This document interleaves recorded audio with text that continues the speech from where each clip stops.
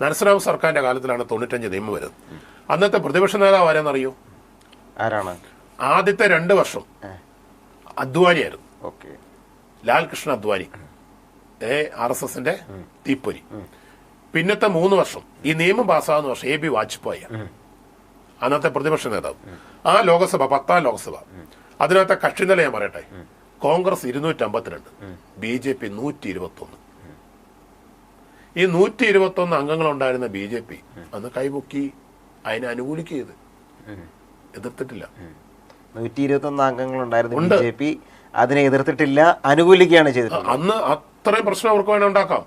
അന്ന് അവര് കത്തിക്കേറി വരുന്ന സമയമാണ് ഏതാ രാമക്ഷേത്ര വിഷയമൊക്കെ ആയിട്ട് ബന്ധപ്പെട്ട്. അതെ അതെ, ഈ വിഷയങ്ങളൊന്നും അവർ ഉയർത്തിയിട്ടേ ഇല്ല, പറഞ്ഞിട്ടേ ഇല്ല. ഇനി 15ാം ലോക്സഭ, അതാണ് 2013. 10ാം ലോക്സഭയിലാണ് ആദ്യത്തെ ആക്ട് വരുന്നത്. 15ാം ലോക്സഭ 2009 to 2014 ഇറങ്ങുന്നതിന് തൊട്ട് മുമ്പ് 2013 ഈ അമെന്റ്മെന്റ് കൊണ്ടുവരുന്നത്. അന്ന് പ്രൈം മിനിസ്റ്റർ മൻമോഹൻ സിംഗ്, അന്നത്തെ പ്രതിപക്ഷ നേതാവ് സുഷമ സ്വരാജ, തീപ്പൊരി. അന്ന് ലോക്സഭയിലെ കക്ഷിനില എത്രയാണെന്നറിയോ?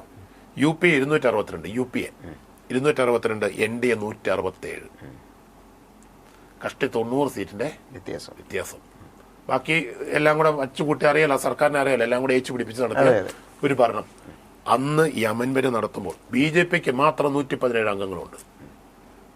167-ൽ 117 അംഗങ്ങൾ BJPക്ക് മാത്രമുണ്ട്. കോൺഗ്രസിന് 206 അംഗങ്ങളേ ഉള്ളൂ. കോൺഗ്രസിന് എന്നിട്ട് അന്നും നിശബ്ദമായിട്ടിരുന്നു. ഇത് ഞാൻ പറയുമ്പോൾ പലർക്കും അസ്വസ്ഥയുണ്ടാവും. ഇനി 16ാം ലോക്സഭ 2014, ഇത് അവിടെ നിൽക്കട്ടെ, ഞങ്ങൾക്ക് ഭൂരിപക്ഷം ഇല്ലായിരുന്നു പറഞ്ഞോട്ടെ. ഇനി 16ാം ലോക്സഭ, മോഡി അധികാരത്തിലേക്ക് വരുന്നു, ഒപ്പോസിഷൻ ലീഡർ ഇല്ല, പ്രതിപക്ഷ നേതാവില്ല.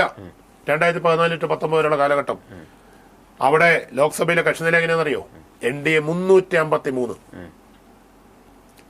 UP 78, ഇന്റർനാഷണൽ കോൺഗ്രസ് 44 സീറ്റേ ഉള്ളൂ. മൃഗീയ ഭൂരിപക്ഷം, മിണ്ടിയില്ല. ഇനി 17ാം ലോക്സഭ, മോഡി അധികാരത്തില്, നോ ഓപ്പോസിഷൻ ലീഡർ. അവിടുത്തെ കക്ഷിനില BJP 303, ഇന്റർനാഷണൽ കോൺഗ്രസ് 52. എന്നിട്ടും മിണ്ടിയില്ല.